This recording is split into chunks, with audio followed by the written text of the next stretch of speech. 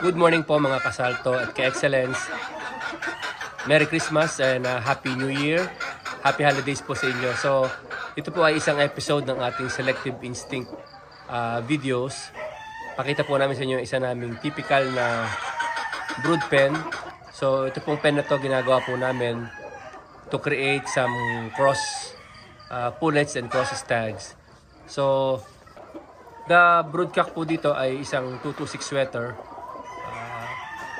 Ito po ay bull stag, while the pullets are full sisters na roundheads po. This will produce half sweater and half roundhead. Yung bloodline po ito, they actually balance each other. Yung mga 226 po, medyo mabalahibo at heavy feathered sila, while the roundheads are medyo tight feathered. In so doing, nababalanse po nila yung karakteristik ng bawat isa. Matagal na po namin ginagawa ang ganitong cross at happy po kami sa resulta ng mga ganitong mga crosses. Ang mga babae po dito are just pullets. Full sister po sila. Right in, left out. Sa mga nag-message po kung may effect palong sa pag-breeding. Usually po, may palong o wala. Wala pong kasasabi nyo sa amin pong experience. It's really the health that matters kapag po ginagamit yung mga brood fowls po natin. So, typical sweater na 226 po. Hindi po sila matangkad. Magaganda po talaga lang yung balahibo nila. Maximum po is medium station lang.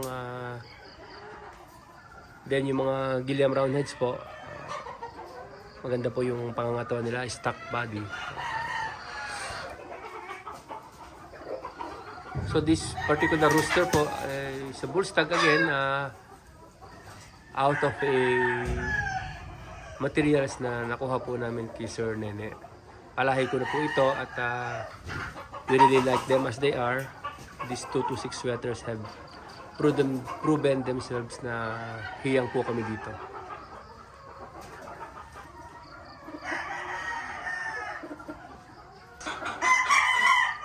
We hope to produce half and halves out of this. At usually po, ginagamit po namin yung mga products nito na babae to breed back sa mga sweaters, to create 3/4 sweaters and a quarter roundheads.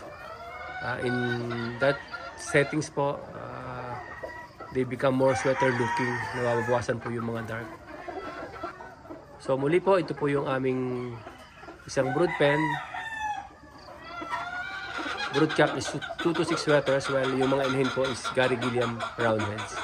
So thank you po again for watching at we will see you on our next episode of Selective Instinct videos. Thank you very much po.